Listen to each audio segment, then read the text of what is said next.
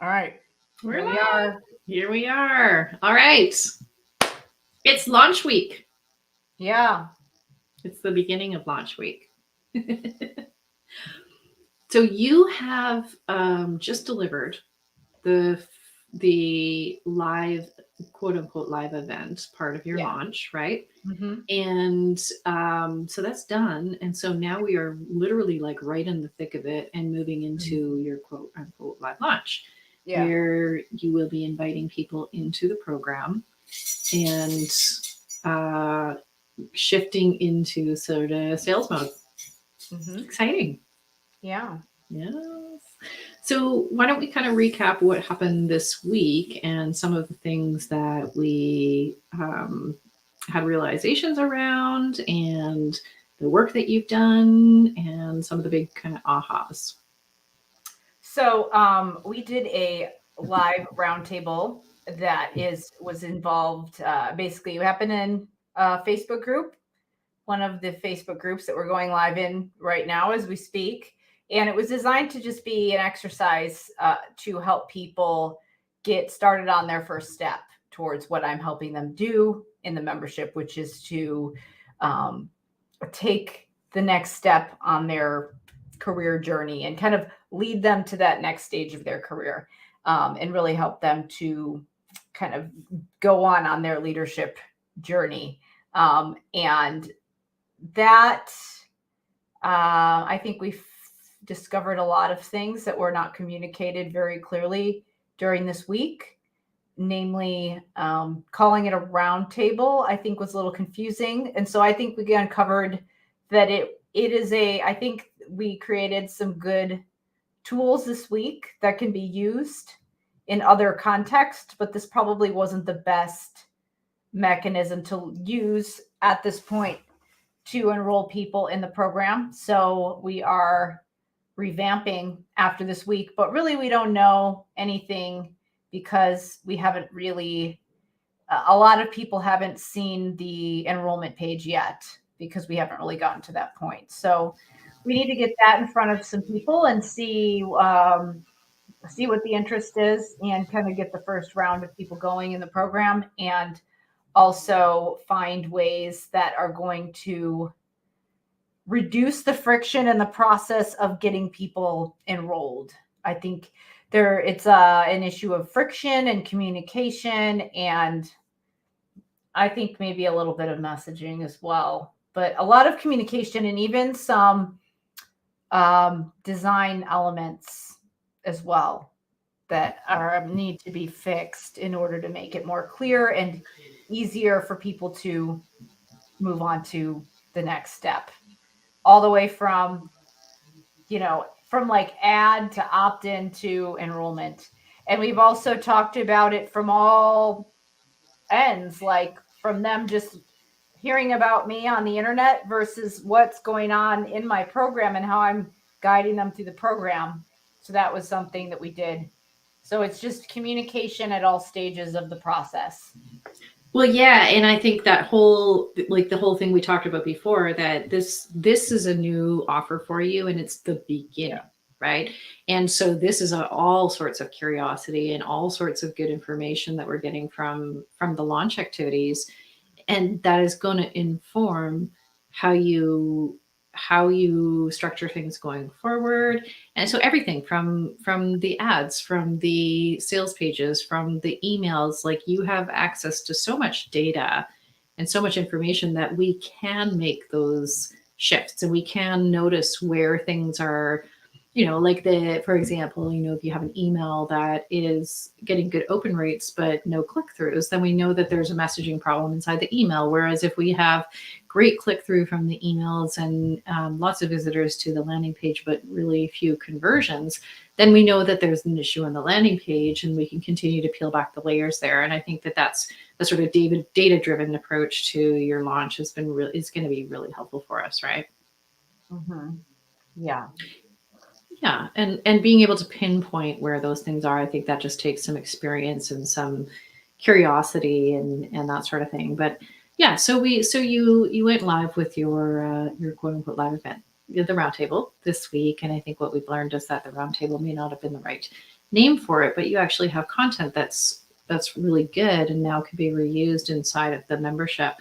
Um, so let's talk a little bit more about being inside the membership and what we've talked about in terms of communicating, taking people on a journey inside the membership, how important that is to the retention of members inside the membership. Yeah, I think we really talked about how a lot of times that content can be kind of buried in memberships, and a lot of times they'll get into a membership and be like, "It's great, you're amazing, but I'm overwhelmed and I don't know where to start and I'm not using it, so I'm going to quit." People don't like to be paying for things that they're not using. And a lot of times it's not about the quality of the person running the membership or the content. It's all often about the person feeling like they're using it and getting value out of it, even if they might really believe that whatever the membership is designed to do is valuable. They might think it's worth the money. They might think that the person running it knows what they're doing. But if they don't feel like they're doing something and taking advantage of it, there's this feeling of I don't know if it's like a cognitive dissonance thing, but they people will leave if they don't feel like they're using it. And so it needs to be they need to be able to find where everything is, and they need to be able to navigate at least enough of the features, even if they're not looking at everything all the time.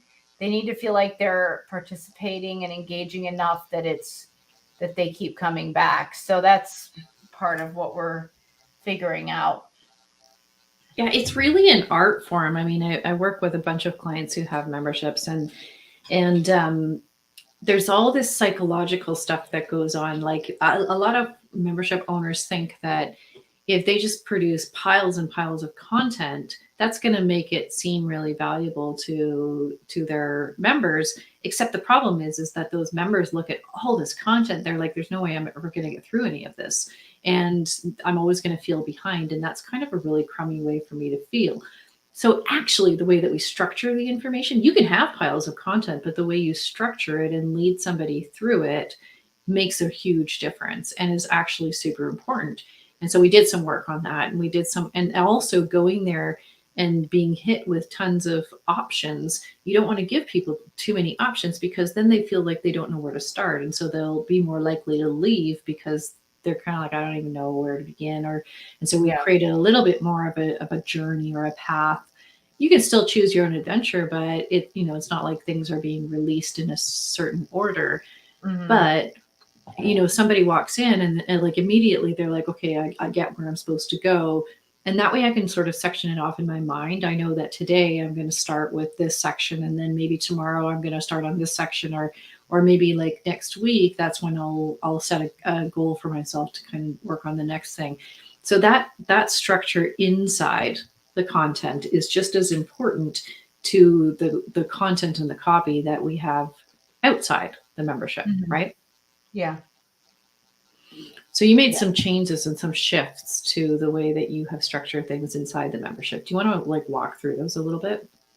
Yeah, I mean, so I'm building my membership inside Kajabi, and the way that it works is that there's all these different levels of content. There's this category, then there's sub modules, and there's like these different subheadings.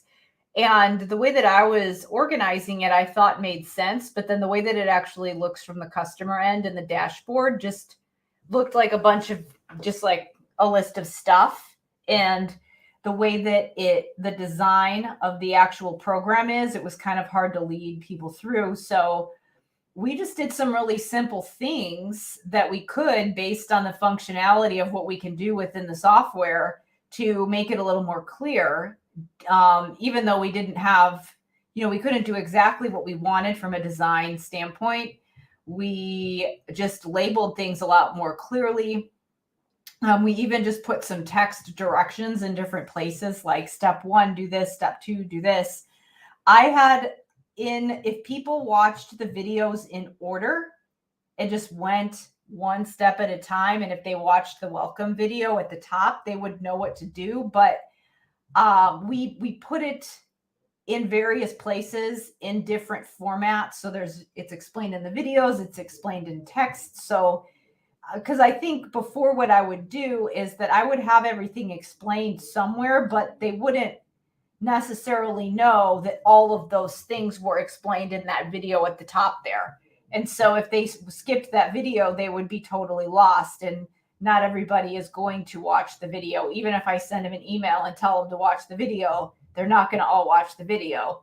A lot of people don't because they get busy and they think they're going to do it later, and then they lose the email and all of that. So I think just having the directions in multiple places, and because in multiple formats, when you go to a different page of the course, sometimes you have to backspace, and I just changed it so that the directions and the navigation guide was more accessible regardless of where you were in the program, because if people get lost, they can go back to the home page, or they can see where they are within the steps.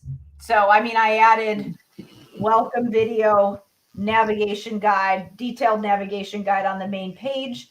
And then I have this other little mini navigation guide on the side that's in all the top level categories, so that if they happen to be on a different page and the welcome video isn't there and they don't think to watch it, they can go back and see it. So I just made it a little bit more,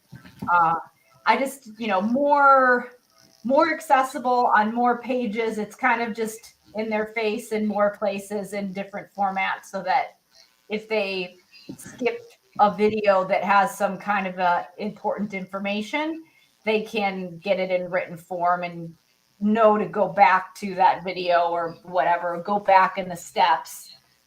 So I'm hoping that makes a difference. I hope that makes people feel less overwhelmed. And I did some basic onboarding stuff as well. I have some videos explaining how stuff works that get sent to people right when they first join. But I think that the main thing is that you send these onboarding emails to people and they get lost. And if they didn't look at it, then they've got to have a way to come back to it. There's some memberships that I'm in where it's like you get it once, it's in this huge email with like all this stuff. You lose the email and then you need to go back to it. And then you're in the menu and you don't know where the stuff is, and it's not hard. It's hard to find. I think that I know where everything is because I know how Kajabi's laid out, but a lot of people don't. So, yeah, that's a great point, because I think one of the things we always suffer from is the curse of the expert, right? We know too much about our business. And so we look at this, we're like, well, it should be obvious. Like, of course you would start here and you would just do this. But, the truth is that people come in and they're a combination of excited and intimidated and unsure and curious. And so you actually do need to create a little bit of structure for them. And then, one of the other things I would love to talk to you about is this idea of best practices, right? Because there's so much that you can learn about best practices in a membership, and we've talked about a few of those. But I think that finding that right balance between utilizing best practices because they've been proven or they've made some sense in the past, and then also sort of finding your own way and what makes sense for you. And I think this idea about live portions of a membership is one area that I think is one of those places where you do have to really figure out what's a best practice and what's a best fit for you in the way that you're structuring your membership. Yeah, I think with memberships and programs, there's a lot of flexibility there as far as best practices. I think that sometimes there is a starting point for running a specific program and things like that. I know in the clinical world, there's certain techniques and best practices and research and peer-reviewed studies and all of this stuff. And but then there's the way that it actually boils down to your actual implementation. So It does. There are kind of parallels, and I think that you can't just have a free for all and just be like, I'm going to do whatever I want. I mean, that would be crazy in the clinical world if you were treating someone and it was like, never mind what all of these years of research studies have shown, I'm just going to do this thing because it feels right for me. And this is true for me. I mean, that would be totally unethical and against my values. But I think that with running the actual program, I don't think there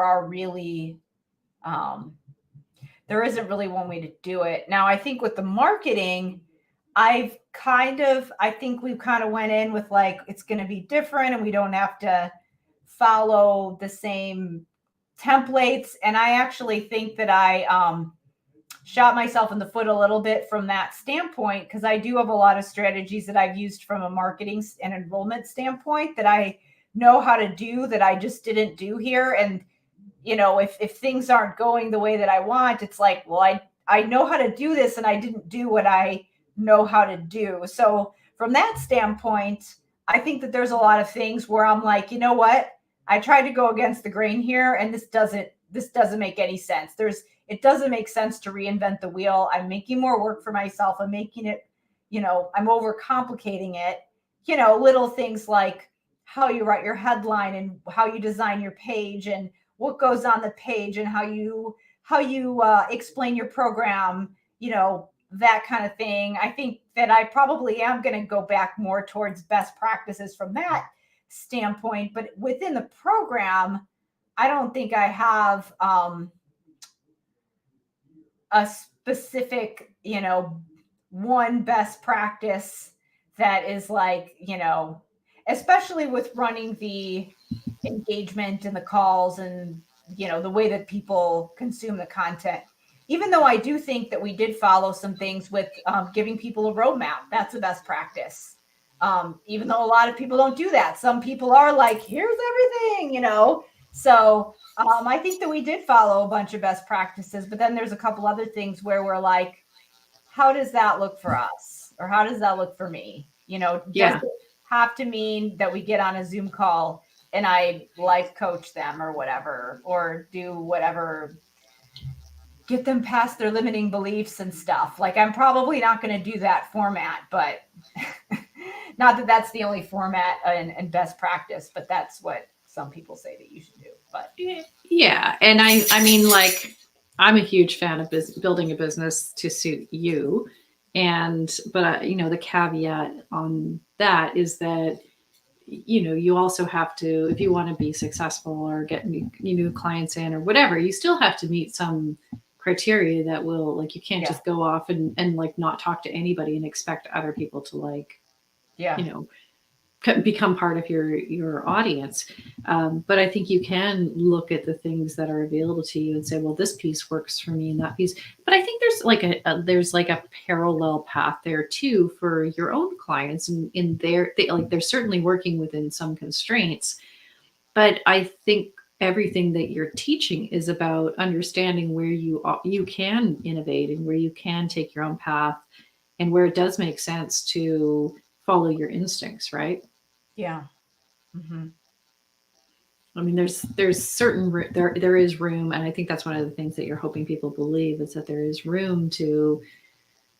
There's room for their creativity. There's room for their personal requirements and constraints within their own work, and you're opening up the opportunity for them to discuss that.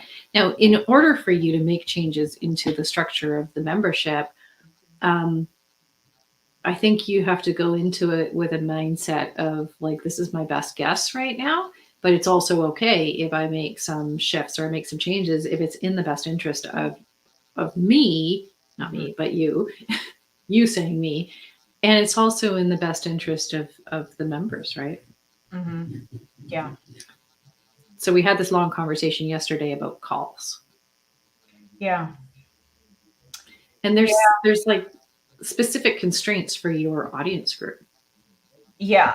And I know that a lot of programs do coaching calls, Q&A calls, and it's well, there's always the multiple time zones thing, but people are working with clients and they can't just hop on a call like in a lot of these entrepreneur self-employed groups where they can just hop on a call in the middle of the day. And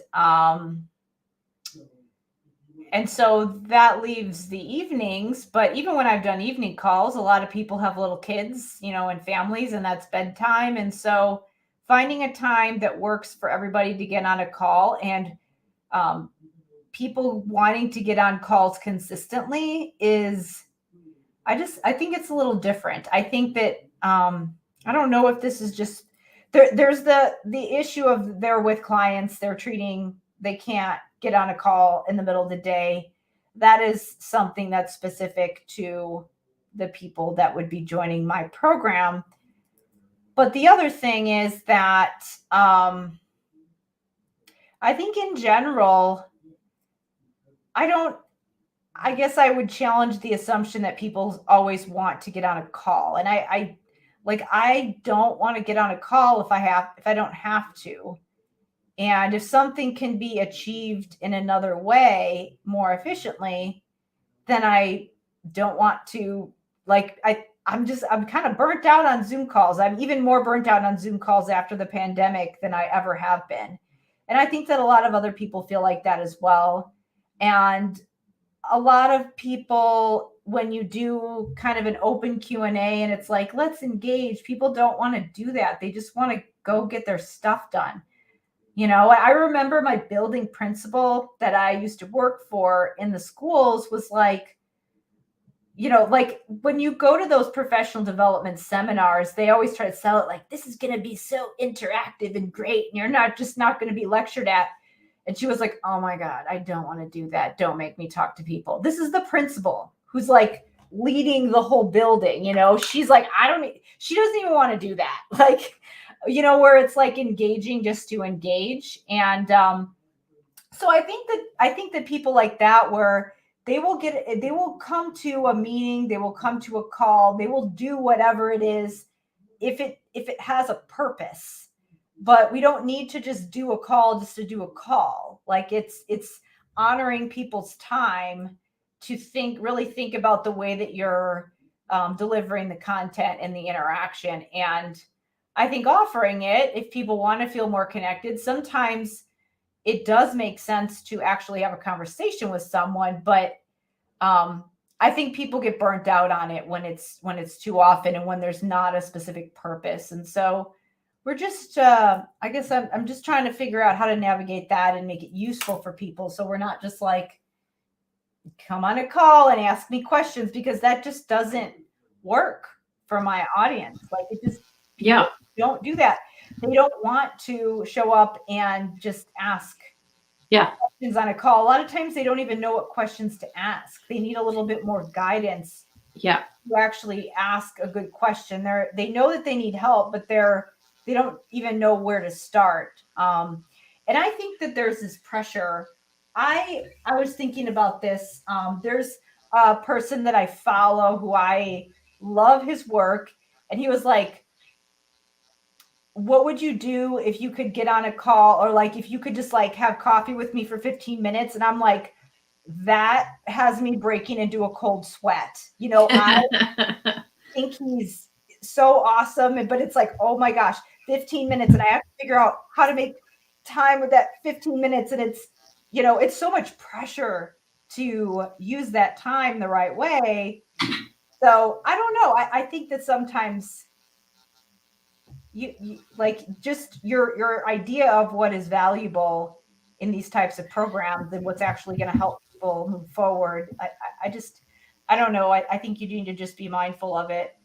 So. I think that's a great point, because, in the world that I come from, what my clients want is to be able to get me live and ask me questions and have me solve their problems.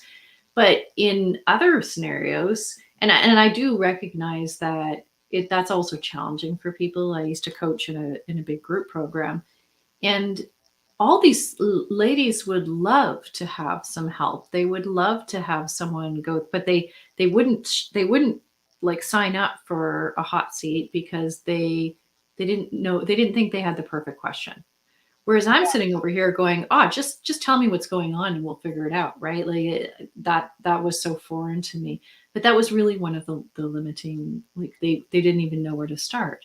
And so the engagement wasn't as much as you would think because they were intimidated, or they weren't clear themselves, or they didn't want to look stupid for asking a question. So these things like are sold as super high value, but actually they could be more detrimental to the program than otherwise, right? Yeah. And the other thing, so this is an interesting observation that I have had with a membership that I am a member in. And the guy who runs it, it's actually some of the way that it's in Kajabi, the way that I know Kajabi, so I can find everything, but sometimes I'm like, where is this thing or whatever? But he speaks with so much authority that like people are paying for the membership, not because it's like beautiful design, because he is just really good. He's really knowledgeable. And you can upgrade and do these consults with him. And you fill out this form beforehand and you're like, this is what's going on. And I would get like, I was so nervous before because I'm like, it's up to me to guide the call and ask the questions, like as the client. And that made me so nervous. And when I got on the call, he just took control and was like, totally framed the call and controlled the call and what we were doing. And I was like, and it just, I think that sometimes people are like, it's up to me, like it's on me, and that's a big burden on them to ask the right question. And you're putting this work on them to ask them to guide you through it, when really you need to just sort of, you need to be the one in the driver's seat and take some of that pressure off of them. Because then a lot of times if they don't find it valuable or they leave, it's more about how they feel about themselves and their ability to do whatever it is that they're trying to do, or make or benefit from the stuff that you're giving them. A lot of times it's about them and not about you. 100%. And I think that the flip side of that is that we're also just all a bunch of human beings, right? Which means we're all going to have different needs, wants, desires, everything. And you as the business owner, you're still allowed to say these things make sense for me and these things don't. Like you and I had this conversation yesterday. I'm like, oh, just put me on a call and let me answer questions. That's like awesome for me. And you're like, no, that sounds like hell, right? And so you also should be building the business to suit how you best deliver services and how you best deliver information. So it's like this, there's no one right answer to any of this stuff.